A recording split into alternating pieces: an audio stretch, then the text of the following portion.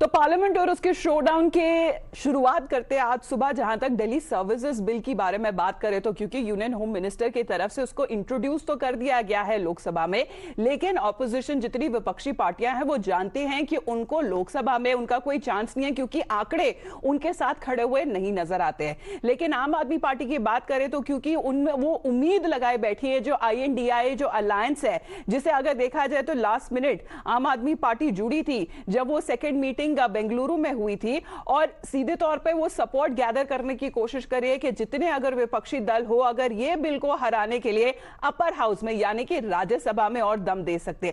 बताया जा रहा है कि Aam Aadmi Party has now gone on the offensive and is even branded the party supporting the Delhi services bill as anti national.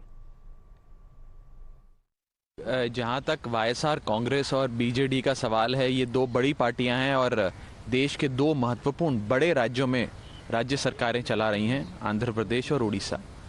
लेकिन फिर भी उन लोगों ने राज्य की शक्तियां छीनकर सारी शक्तियां केंद्र में लीन करने वाले एक अलोकतांत्रिक असंवैधानिक बिल का समर्थन करने का फैसला लिया है। उस पर बस मुझे इतना ही कहना है कि कुछ तो मजबूरियां रही होंगी, यूं ही कोई बेवफा नहीं होता। ये एक एंटी नेशनल बिल है, it is an anti national bill. जो लोग इस राष्ट्र विरोधी कानून का समर्थन करेंगे उन्हें इतिहास राष्ट्र विरोधियों के नाम से याद रखेगा। तो आपने सुना कि आम आदमी पार्टी जिस तरीके से उन पार्टीज जो विरोध नहीं कर रही हैं इस बिल का उसे एंटी नेशनल करार कर रही हैं और जहां तक बीजेपी का सवाल है वो इसे काउंटर करते हुए नजर आ रही है। बताया जा रहा है जहां तक वोटिंग अगर हो सकती है दिल्ली सर्विसेज बिल की वो आज शायद हो सके पार्लियामेंट में और बीजेपी ने अपने जितने MPs है यानी कि जितने सांसद है उन्हें जो व्हिप जारी करा गया है कि आज उन्हें संसद में मौजूद होना पड़ेगा। The party is also reiterated that the process of passing the legislation that is being done as per the rule book. तो पूरा रूल के हिसाब से हो रहा है, रूल बुक के हिसाब से हो रहा है और शांतिपूर्वक होना है, पूरे तथ्य और पूरे आधार पे हो रहा है। वो विपक्ष को कहेगा लेकिन सब सारी चीजें रूल पे देश के हित में होगी, दिल्ली के हित में होगी, जनमानस के हित में होगी। ये सारे कार्य जो भारतीय जनता पार्टी द्वारा होते हैं वो जनमानस को मद्देनजर रख के किए जाते हैं और ये देश जानता है, देश की जनता जानती है। तो ऑपोजिशन दूसरी तरफ उनका कहना है कि वो अभी सिर्फ एक ही जो लाइन है उसे सामने रख रहे हैं और ये है कि सेंटर जानबूझ के जो इलेक्टेड सरकार है, जो चुनी हुई सरकार है, उसकी जितनी जो पावर्स है उसे छीनने की कोशिश कर रहे हैं इस बिल के द्वारा। Yes, DMK will strongly oppose that bill. It is totally unconstitutional.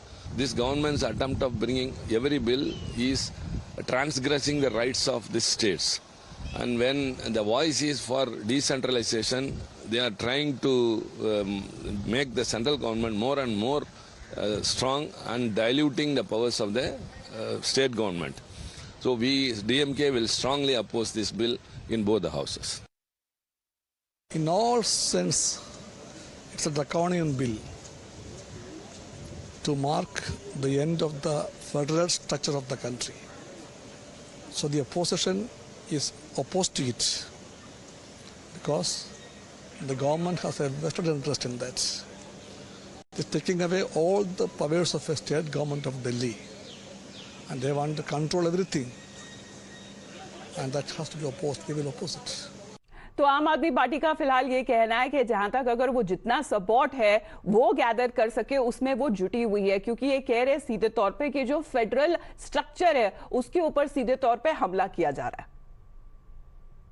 आम आदमी पार्टी ये पूरा विश्वास कर रही है कि जिस तरीके से ये अलोकतांत्रिक बिल, दिल्ली की 2 करोड़ लोगों की वोट की पावर को कम करने वाला बिल, संघीय ढांचे पे प्रहार करने वाला बिल जैसे ही राज्यसभा में आएगा ये हारेगा और बीजेपी इसके अंदर बुरी तरीके से मुंह की उसको खानी पड़ेगी क्योंकि आज जो भी डेमोक्रेसी के अंदर विश्वास रखती हैं पार्टियां वो सब इस बिल के विरोध के अंदर है। देखिए, ये देश के संविधान का, लोकतंत्र का और संघीय ढांचे का खुलेआम गला घोटने का काम मोदी जी की सरकार कर रही है। सुप्रीम कोर्ट के 5 जजों के फैसले को 8 दिन में इन्होंने ऑर्डिनेंस के जरिए बदला है। पूरा देश इस बात को देख रहा है। मैं सिर्फ एक ही बात कहना चाहता हूं इसकी लड़ाई सदन में भी चल रही है, सड़क पे भी चल रही है, सुप्रीम कोर्ट पे भी चल रही है। ये बिल गिरेगा और इसको जाना होगा। चलिए सब्यसाची फिलहाल हमारे साथ लाइव जुड़े हुए हैं, उनके पास जाते हैं। Good morning to you Sabyasachi. आज बड़ा दिन हो सकता है अगर हम पार्लियामेंट और उसकी प्रोसीडिंग्स के बारे में बात करें तो हमला दोनों तरफ से हो रहा है। फिलहाल आज के प्रोसीडिंग्स के बारे में जरा बताएं।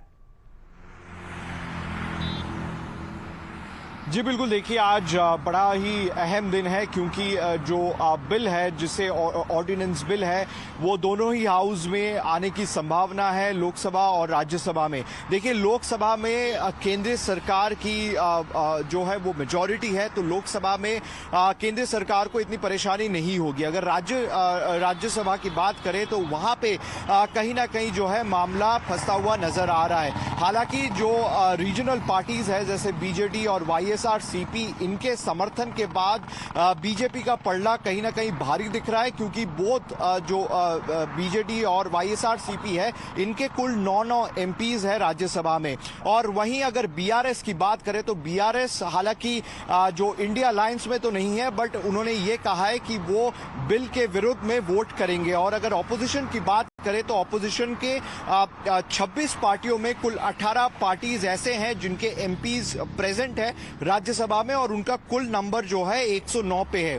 और जो और पार्टीज है जैसे बहुजन समाज पार्टी और टीडीपी, इनके एक एमपीज है, तो इनका रुख किस तरफ होगा ये देखना पड़ेगा। हालांकि राज्यसभा को लेके अगर बात करें तो बीजेपी का पलड़ा बीजेडी और वाईएसआरसीपी के आने के बाद कहीं ना कहीं भारी दिख रहा है।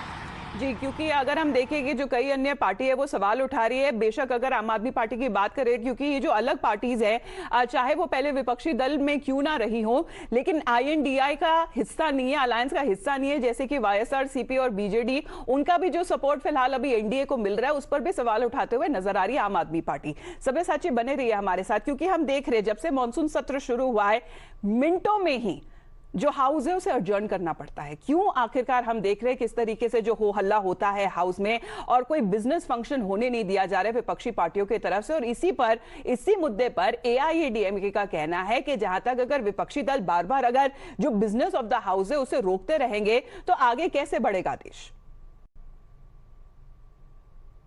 We cannot join with the opposition because opposition stalling the whole proceedings. That is not correct. In democratic setup, parliament has to function. Therefore, ADMK party, we want to see parliament has to function. All proceedings must be take place. Therefore, in that respect, we cannot associate with the opposition party.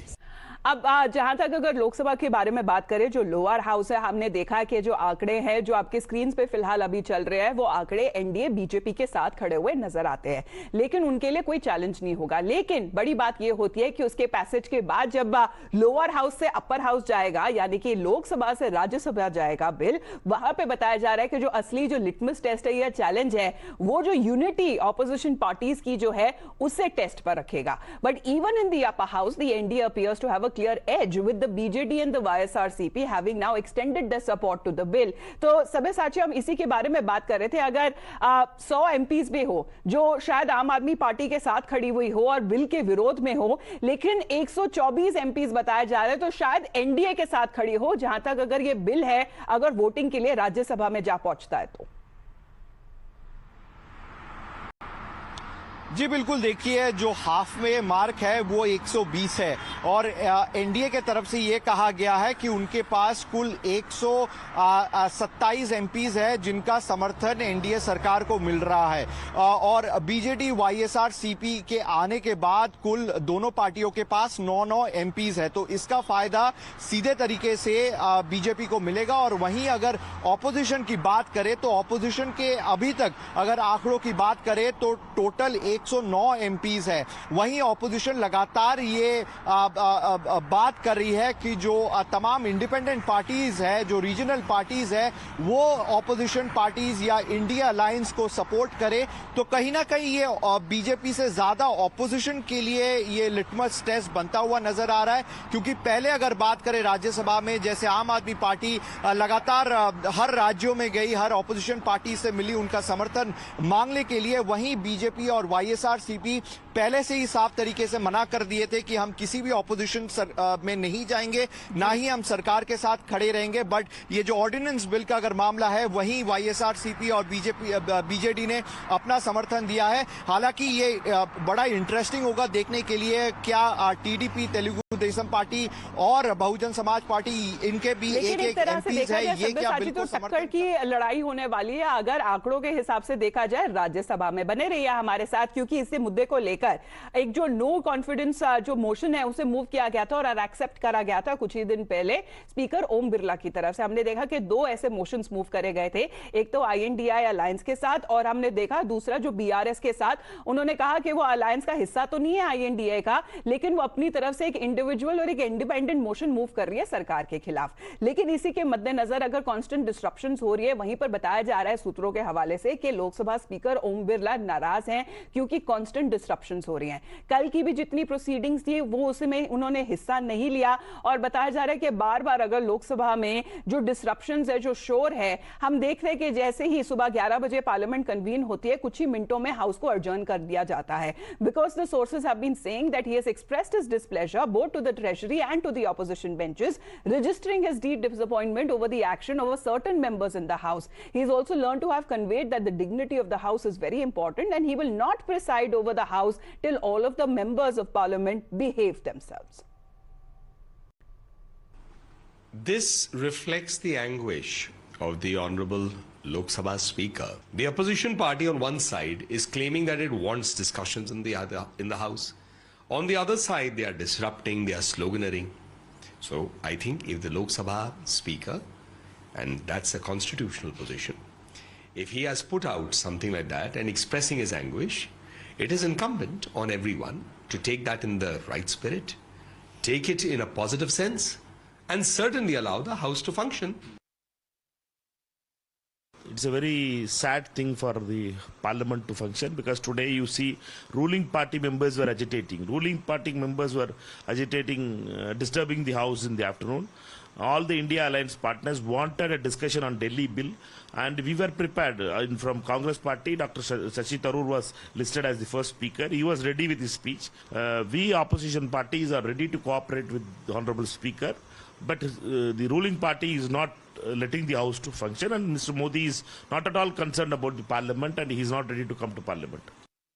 Sabyasachi सवाल यही खड़ा उठता है, क्योंकि अगर business of the house है उसको चलाने की जो जिम्मेदारी है वो सरकार की तरफ से होती है, लेकिन कांस्टेंट डिस्ट्रप्शंस अगर विपक्षी दलों की तरफ से होता है मिनटों में ही, जैसे हाउस कन्वीन होता है सुबह 11 बजे के करीब, तो उसके ऊपर अब बताया जा रहा है नाराजगी अपनी जाहिर करी है स्पीकर ओम बिरला जी ने।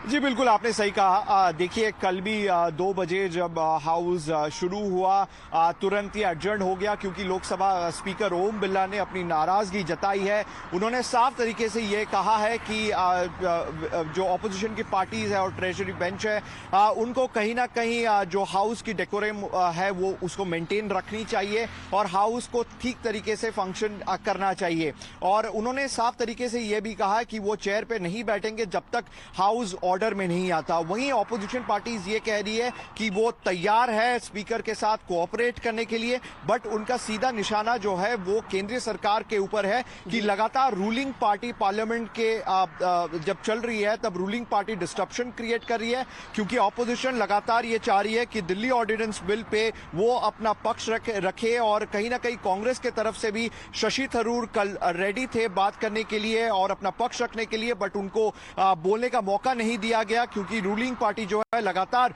डिस्ट्रप्शन क्रिएट करती रही पार्लियामेंट के अंदर। तो विपक्ष का ये कहना कि ये रूलिंग पार्टी की समस्या है, वो लगातार डिस्ट्रप्शन दोनों तरफ से लगाए जा रहे हैं। हम देख रहे हैं कि आखिरकार भुगतना किसको पड़ रहा है, क्योंकि पार्लियामेंट प्रोसीडिंग्स हैं उसे चलने ही नहीं दिया जा रहा है। सरकार की तरफ से बार बार ये विनती करी जा रही है कि वो तैयार है डिबेट और डिस्कशन के लिए, and that too at length. और हमने देखा है कि जो तारीख है फिलहाल वो भी डिसाइड कर ली गई है कि जहां तक अगर मणिपुर का जो इशू क्यों ना हो, हमने देखा कल विपक्षी दल किस तरह से राष्ट्रपति भवन भी गए थे, राष्ट्रपति द्रौपदी मुर्मू से भी उनकी मुलाकात हुई थी।